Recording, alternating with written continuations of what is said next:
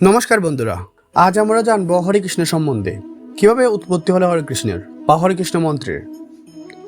হরে কৃষ্ণ মন্ত্র সদেভাবে মহামন্ত্র।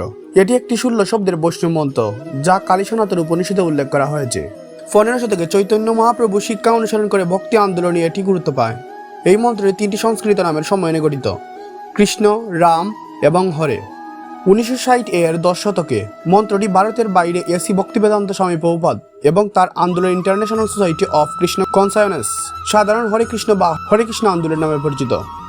মন্ত্র হরে কৃষ্ণ মন্ত্র 3টি সংস্কৃত নামের সম্মানে গঠিত: হরে, কৃষ্ণ এবং রাম। এটি অনুষ্টুপক মিটারের একটি কাবিক স্তবক, কয়েকটি সিলেবলের জন্য নির্দিষ্ট সিলেবল দৈর্ঘ্য সহ 8টি সিলেবলের 4 লাইনের একটি চতুর্ভুজ। প্রাচীনতম বর্তমান লিখন উত্তস কালীসাংতারায়ণ উপনিষদের অনুপস্থিত মন্ত্রটি নিম্নরূপ: হরে রাম রাম রাম হরে হরে, হরে কৃষ্ণ কৃষ্ণ কৃষ্ণ হরে হরে। চৈতন্য মহাপ্রভুর অনুসারে যখন মহামন্ত্র শেখান এবং অনুশীলন করেন তখন এটি প্রথমে কৃষ্ণ নাম দিয়ে রেন্ডার করা হয়: হরে কৃষ্ণ কৃষ্ণ কৃষ্ণ হরে হরে, হরে রাম রাম রাম হরে হরে। আইপিএ সংস্কৃতিতে মন্ত্রের উচ্চারণ: হরে কৃষ্ণ কৃষ্ণ কৃষ্ণ হরে হরে, হরে রাম রাম রাম হরে হরে।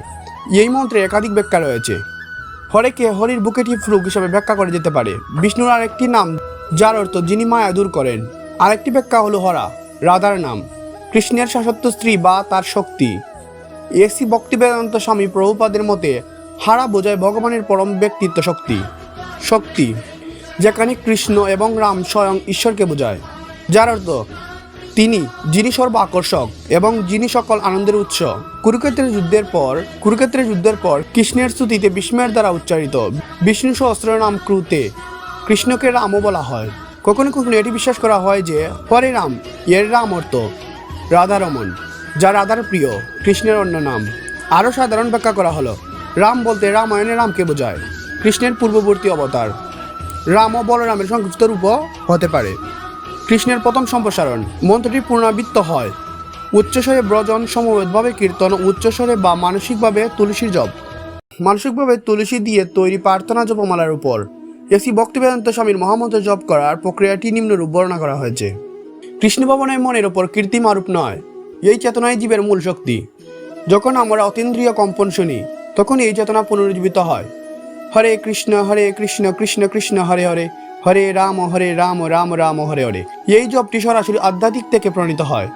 প্ল্যাটফর্ম এবং অন্যান্য এই শব্দটি কম্পন চেতনার নিম্ন স্তরকে ছাড়িয়ে যায়, যা ইন্দ্রিয়গত, মানসিকগত, বুদ্ধিভিত্তিক। যেমন যে কেউ পূর্বের কোনো যোগ্যতা ছাড়াই জপে অংশগ্রহণ নিতে পারে। তো এই ছিল আজকের ভিডিওটি ভালো লাগলে অবশ্যই একটি লাইক, একটি কমেন্ট এবং একটি সাবস্ক্রাইব করবেন। এবং আপনি যদি ভগবান শ্রীকৃষ্ণকে ভালোবেসে থাকেন তাহলে কমেন্ট বক্সে জয় শ্রীকৃষ্ণ লিখে যাবেন। জয় শ্রীকৃষ্ণ।